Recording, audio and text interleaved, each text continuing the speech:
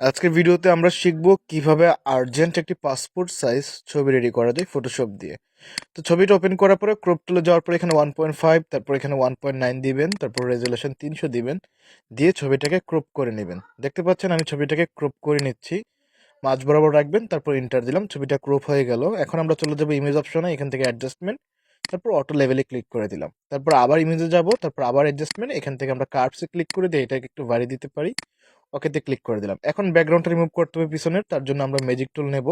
Select করলাম, আমার পিছনে ব্যাকগ্রাউন্ড সিলেক্ট হয়ে গেল। ব্যাকগ্রাউন্ড কালার সিলেক্ট করে ওকে দিলাম। কন্ট্রোল ব্যাক স্পেস প্রেস করলে পিছনে ব্যাকগ্রাউন্ড কালার চলে আসলো। তো এখন আমার যেটা করতে হবে, এই ছবিটাকে আমরা একটা A4 সাইজ পেপার নেব। ও নিয়েতে গেলাম, তারপর এখান থেকে একটা A4 সাইজ পেপার নিলাম, তারপর ওকেতে ক্লিক করে দিলাম। এখন মুভ টুলের মাধ্যমে ছবিটাকে আমরা A4 সাইজ পেপারে নিয়ে যাব। সেটা কিভাবে নিয়ে যায় আপনাদেরকে দেখাই।